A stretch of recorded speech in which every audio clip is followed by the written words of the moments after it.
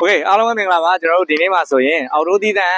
လိုတဲ့သူတွေအတွက်ဒါကျွန်တော် Coolest ကနေပြီးတော့မှအော်တိုတီးတန်လေးတွေအများကြီးရောက်ထားပါတယ်အလုံး20ကျော်လောက်ရှိမယ်ဗျာ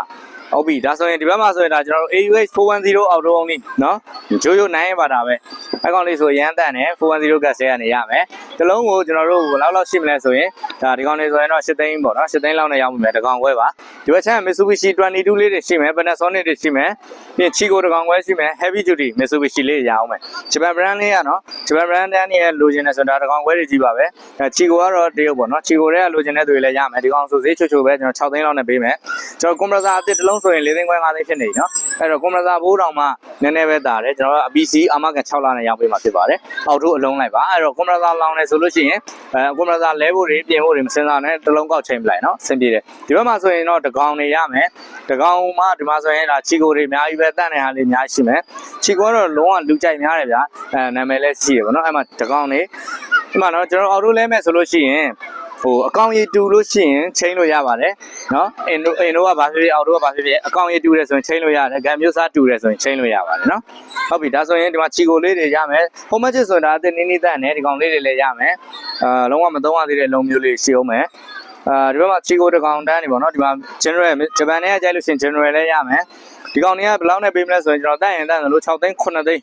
เนาะအဲ့ဒါမှဈေးအဆင်ပြေအောင်ရောင်းပေးပါမယ်နောက်တစ်ခုကကျွန်တော်တို့ဒါစားပစ်သမားတွေလည်းအဆင်ပြေမယ်တခြားလူတွေလည်းလုံဆွဲသူတွေလည်းအဆင်ပြေမယ်ဟာလေးနှလုံးရှားပါလေးရောက်ထားတယ်အင်ပါတာတိုက်ထဲရပါဒိုင်ကင်းဟိုမှာအင်ပါတာတိုက်ထဲကဂျပန် brand နဲ့ရဖြစ်မယ်အော်တိုကတ်တွေ compressor တွေကော original ပဲအဲ့တော့သူ့ရဲ့ original circuit bus တွေဝယ်မယ်ဆိုလို့ရှိရင်10သိန်းနဲ့အထက်တွေရှိတယ်အဲ့တော့ဒိုင်ကင်းအော်တိုကတ်လောင်သွားတာမျိုးတွေ compressor မကောင်းတာမျိုးတွေရှိတယ်ဆိုလို့ရှိရင်ဒါကတော့နိုင်ငံတကာဝဲလေးတွေเนาะပြီးရင် Panasonic inverter လေးတွေ spare ဘက်ဖြုတ်ပြီးတော့ဝယ်မယ်ဆိုလို့ရှိရင်တကယ်ကုမ္ပဏီမှာသွားဝင်ဈေးက10သိန်းအထက်တွေကြီးပဲ9သိန်း10သိန်း10သိန်းအဲ့လောက်တွေကြီးပဲအဲ့တော့ဒီမှာကျွန်တော်ဒီမှာဈေးချိုလေးနဲ့ပေးမယ်ဆက်ကကိုက်ညင်မှုရှိမှပဲပတ်စံပေးပါမကိုက်ဘူးဆိုရင်လာဆန်းလို့ရတယ်เนาะဆိုင်မှာလာဆန်းလို့ရတယ်ကျွန်တော်တို့ကိုယ်တိုင်လည်းဆန်းပေးပါတယ်ပြီးလို့ရှိရင်ဒီဘက်မှာတော့ဇုံလိုက်လေးကတော့ကျွန်တော်တို့ဒါနှလုံးရအောင်မယ်ဇုံလိုက်ထဲကကိုယ်စကန်လေးဆိုရင်ဒါ office inverter လေးဆိုလို့ရှိရင်ဒါတော်တော်လေးတန့်နေများဖြူပြီးတော့ချောနေရပဲเนาะအဲကောင်တော့ inverter လိုက်ဖြစ်သွားမယ်မီးအားစားတွေတက်တာမယ်เนาะပြီးတော့ဒီစိတ်ကလည်း office ဆိုတော့ကျွန်တော်တို့ model အမြင့်နဲ့ဖြစ်သွားမယ် brand အမြင့်နဲ့ဖြစ်သွားမှာပါဗျာသူကတော့ office ဆိုရင်အခုချိန်မှာဆိုရင်28သိန်း30သိန်း28သိန်းနဲ့30လို့လာပေါက်တယ်ဟောတဲ့ချိန်မှာကျွန်တော်ရောင်းပေးမဲ့ဈေးကအတက်စင် PC မှာ16သိန်းနဲ့ပဲရောင်းပေးမှာဖြစ်ပါတယ်ဒီကောင်ကတော့ inverter တိုင်းမဟုတ်ဘူးရိုးနိုင် inverter ဖြစ်ပါတယ် home budget သူကအာမခံ17လကျန်မယ်အာမခံ17လကျန်မယ်เนาะအဲ့ဒါမှတစ်လပဲသုံးထားတာအဲ့တော့ပြောရင်ကျွန်တော်စီကနေ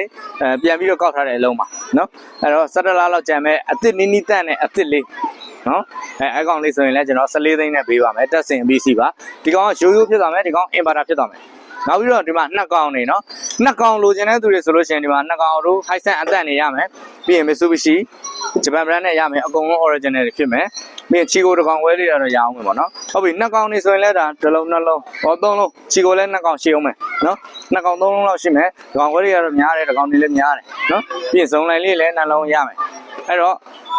ဟုတ်ပြီလိုအပ်တာလေးရှိလို့ရှိရင်ကျွန်တော်ဒီမှာ auto only change နေတယ်ဆိုလို့ရှိရင်ဆက်သွယ်လို့ရပါတယ်ခင်ဗျာကျွန်တော်တို့ Coolest ကနေပြီးတော့မှအာမခံ6လနဲ့အဆင်ပြေအောင်ကျွန်တော်တို့ရောင်းချပေးရမယ်ဟုတ်ပြီအဲ့ဒါဆိုရင်ပစ္စည်းလေးတွေကတော့ကုန်တာမြန်တဲ့အတွက်ကျွန်တော်စီကိုလိုအပ်တယ်ဆိုရင်အများဆုံးလေး order တင်ပေးလို့လိုပါတယ် okay နောက်ထပ်ဗီဒီယိုတွေမှာပြန်လည်ဆုံတွေ့ပါမယ်ခင်ဗျာ